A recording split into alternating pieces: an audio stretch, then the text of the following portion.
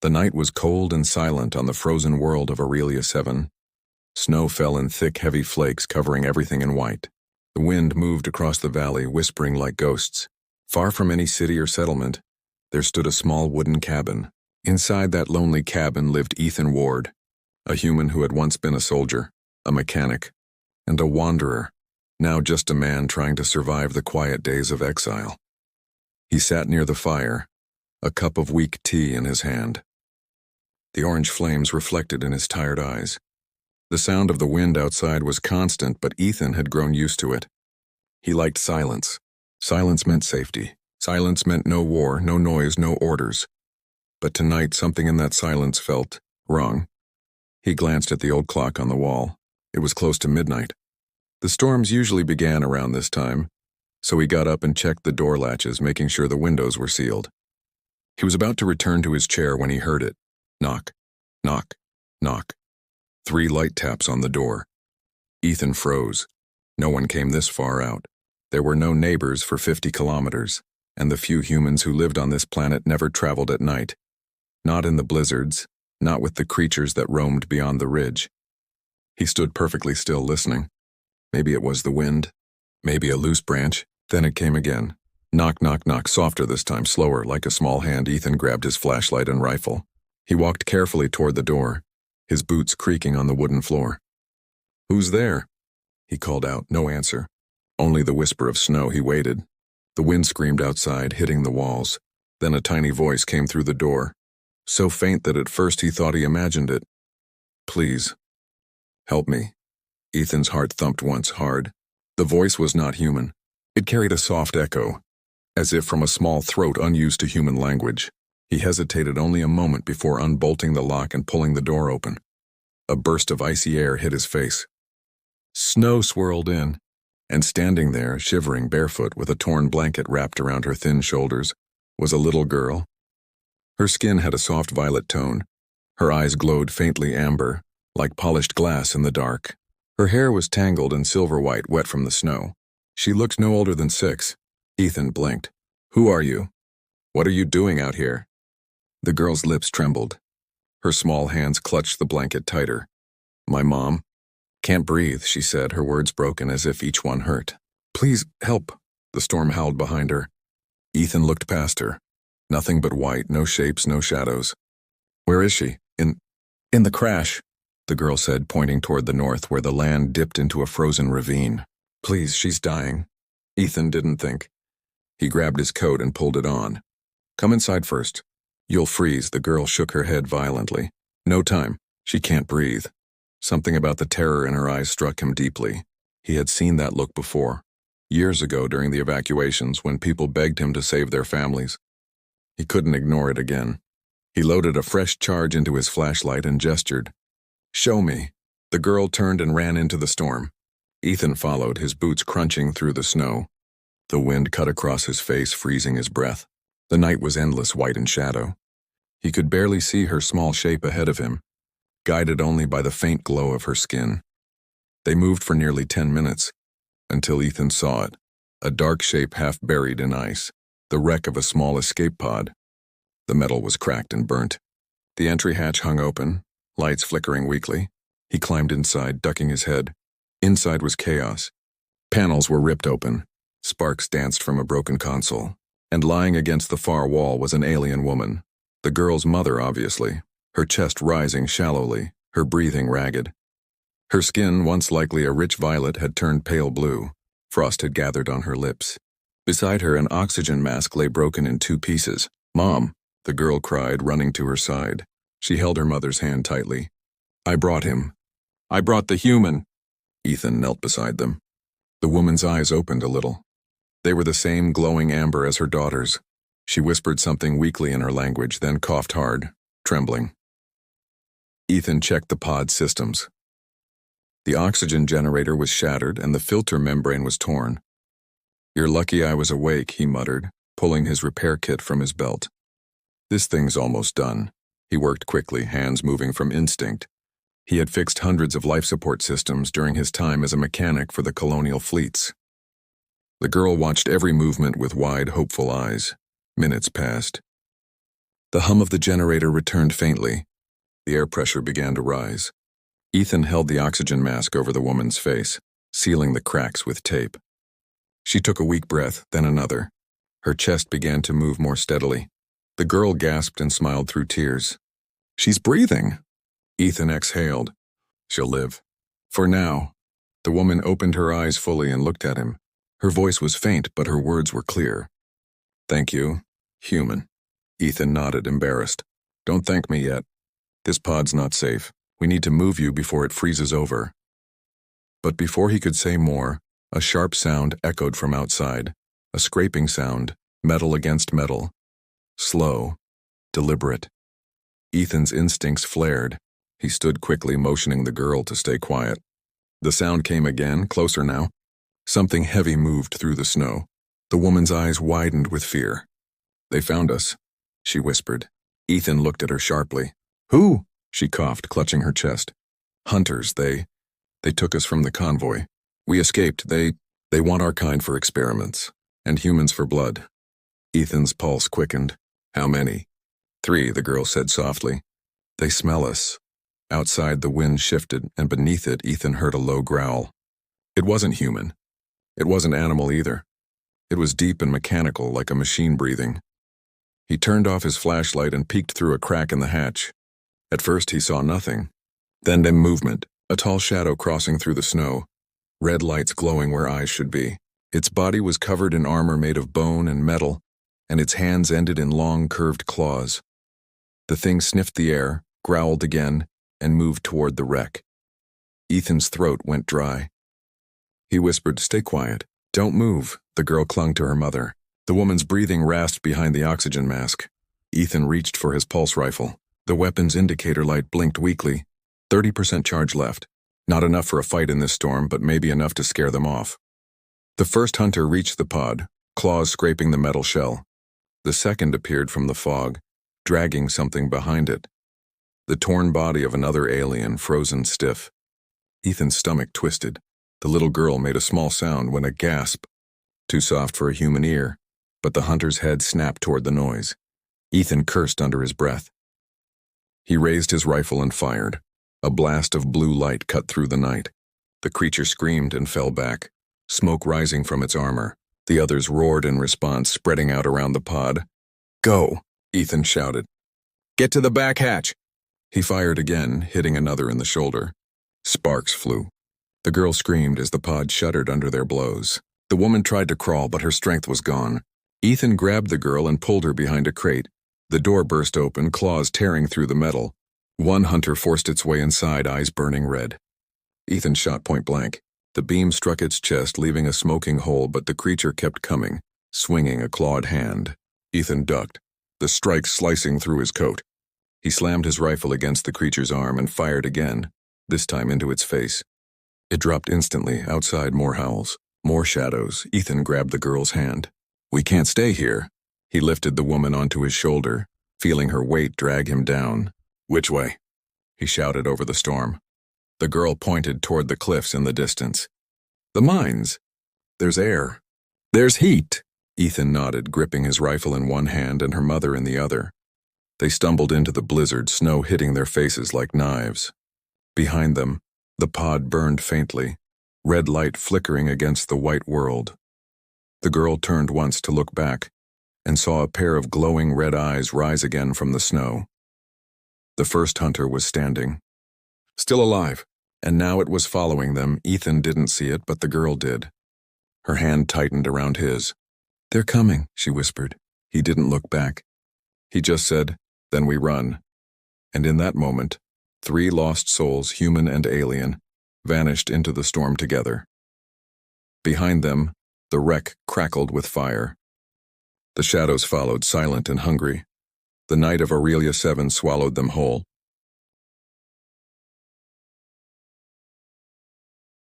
The storm screamed across the valley like a wounded beast. Snow swirled in the darkness, making the world blur into endless white. Ethan pushed forward, his coat whipping in the wind, the little alien girl holding tightly to his side while her weak mother hung across his shoulder like fragile glass. Every step felt heavier than the last. Behind them, faint red lights moved through the blizzard, Steady, deliberate, hunting. Ethan didn't look back. He knew what those lights meant. He had seen that glow before, during the colonial wars when alien mercenaries tracked human soldiers through the ruins. Once they marked you, they never stopped. Keep your head down, he told the girl, shouting over the wind. We're almost there. The girl's voice trembled. They're close. I know. They crossed a frozen ridge where jagged rocks tore through the ice like old bones. Below, a narrow path led into a canyon filled with fog. In the distance, Ethan could see faint blue light glowing. Maybe from geothermal vents, maybe from old mining equipment. He wasn't sure.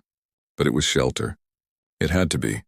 His boots slid as he carried the alien woman down the slope. The snow was slick and his fingers had gone numb from the cold. When they finally reached a shallow cave at the canyon's base, Ethan set her down gently on a dry patch of stone.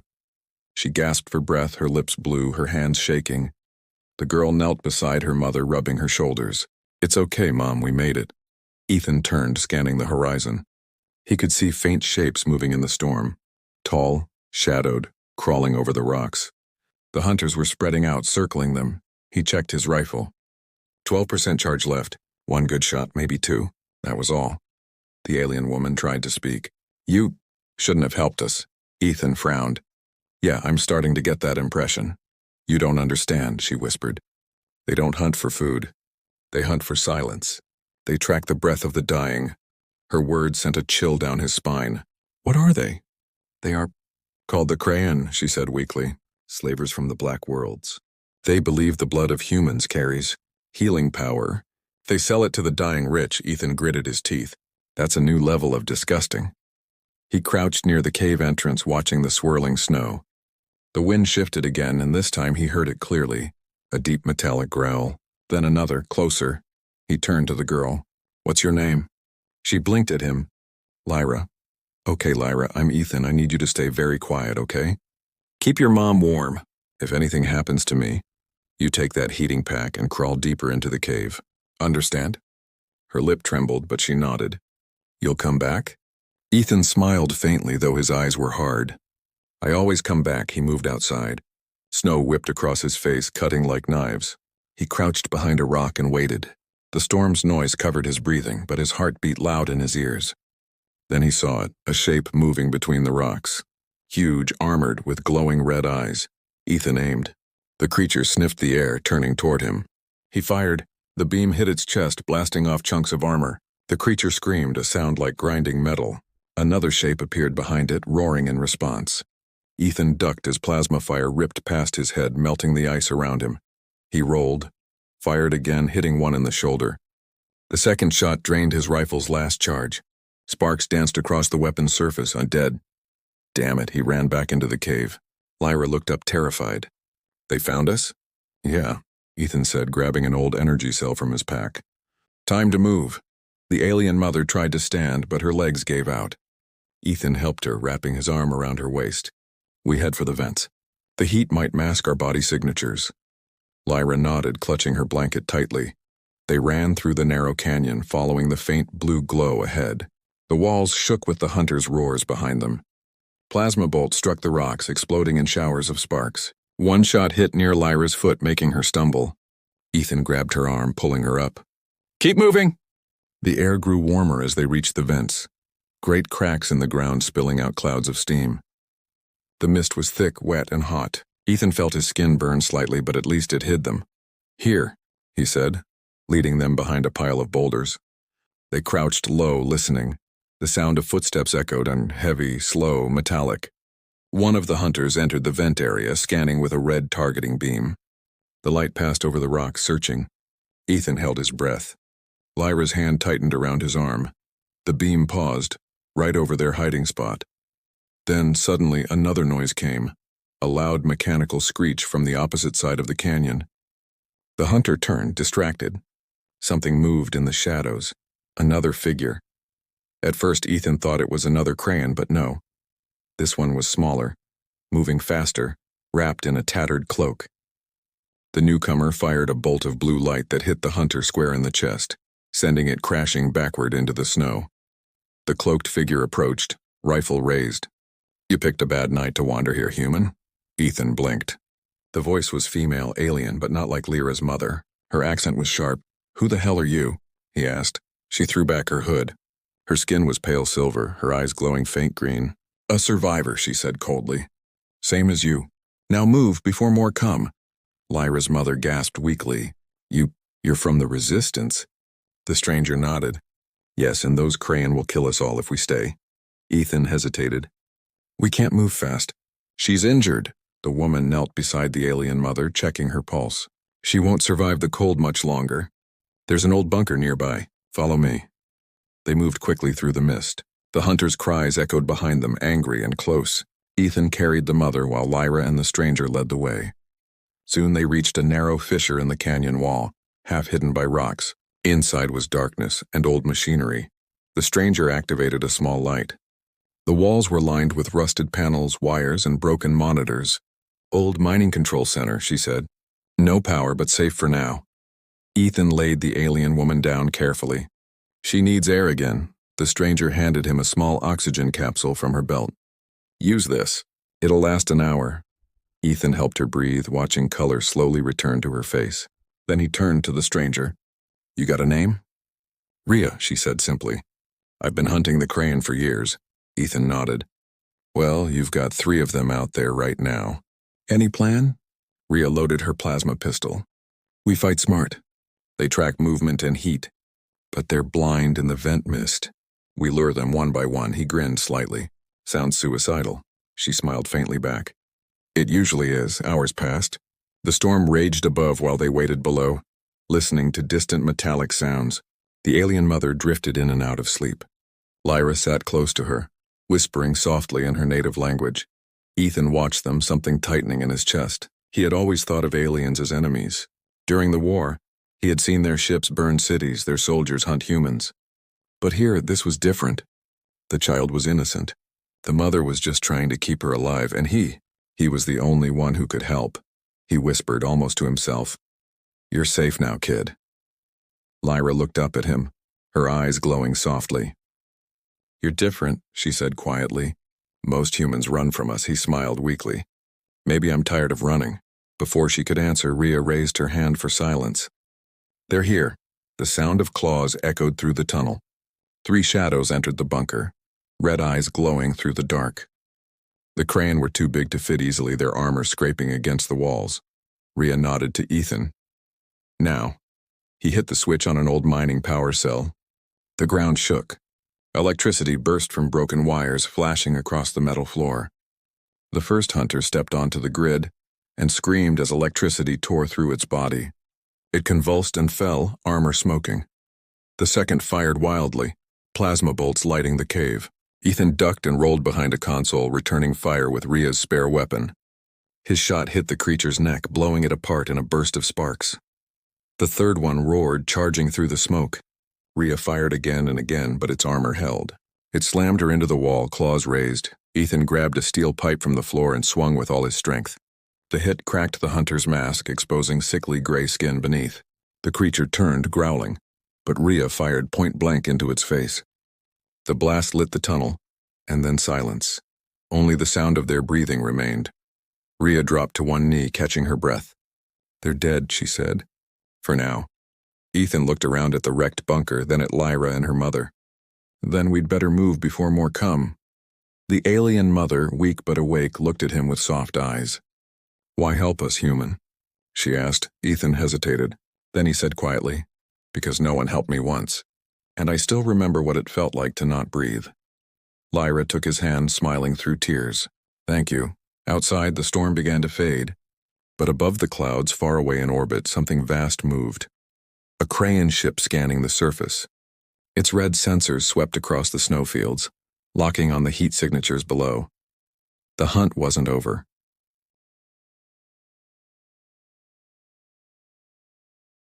The storm above had finally begun to calm, but the silence that followed was even more dangerous.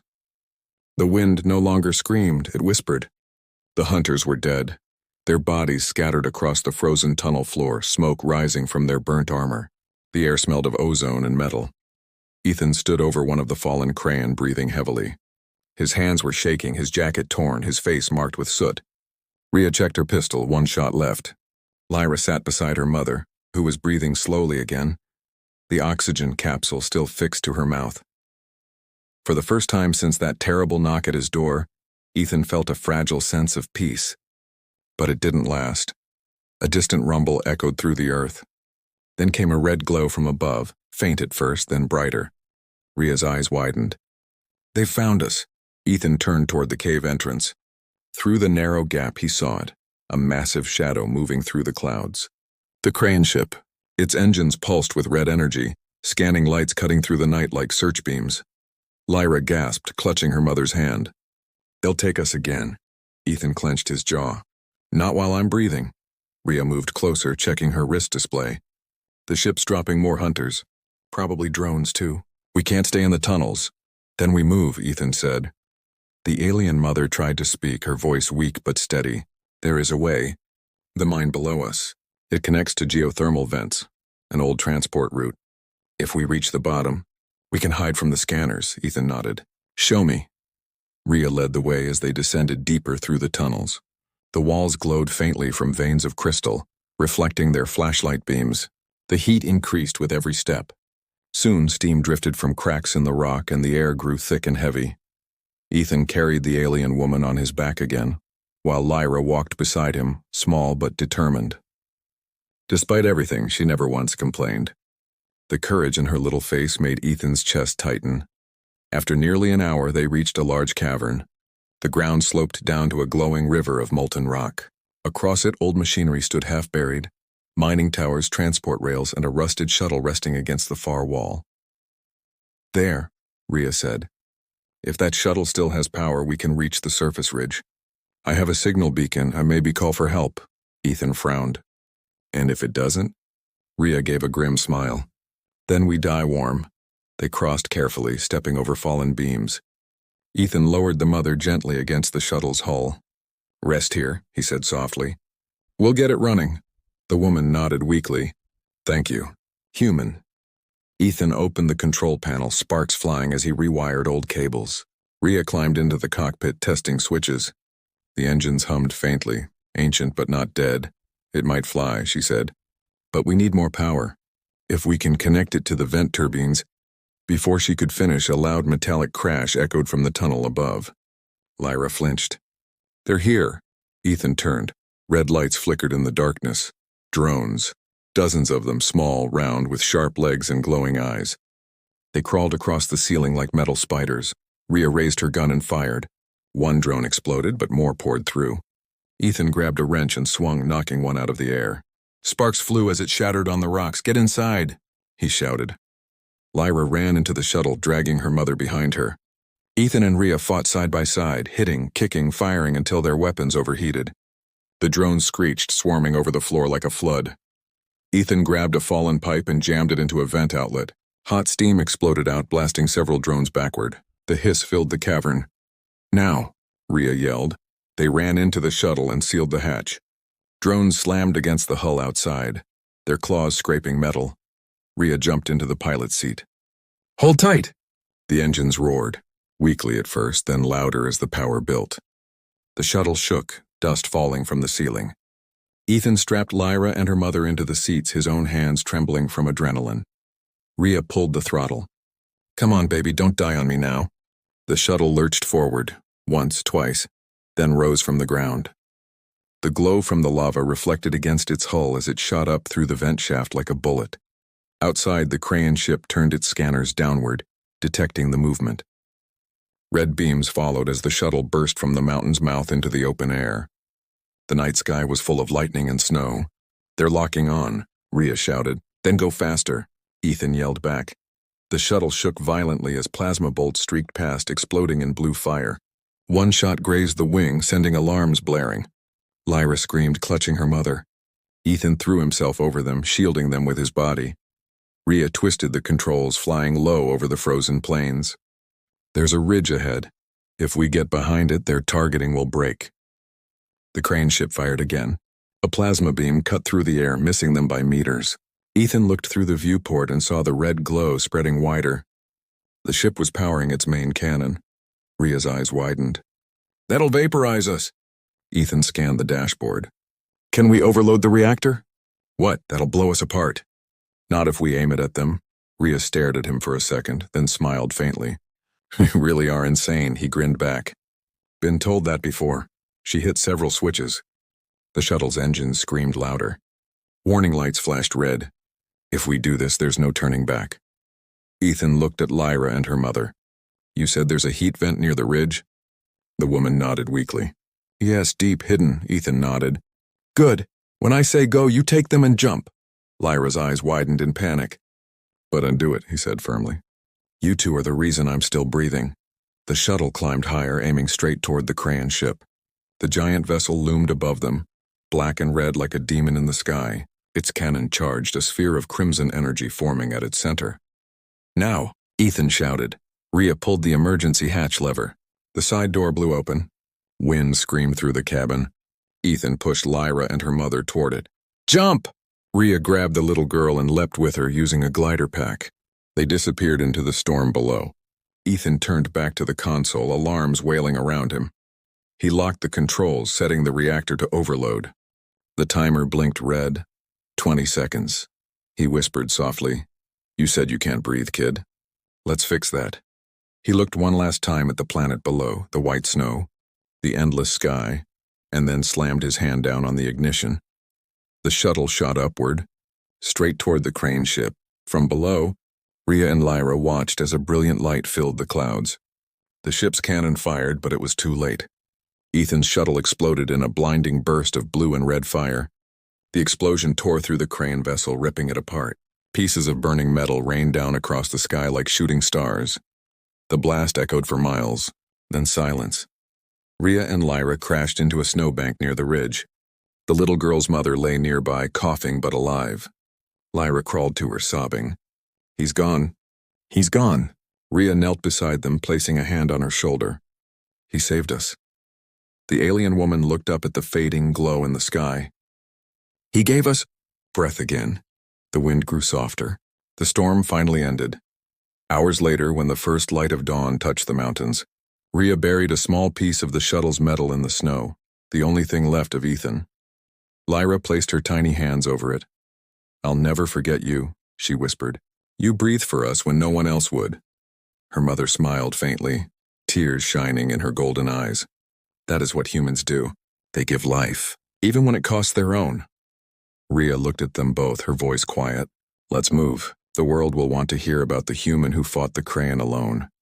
As they walked away, the sunlight touched the snow, melting the first thin layer of frost. Somewhere far above, a single piece of wreckage drifted through the light. Ethan's dog tag, engraved with the words, Breathe for others, always.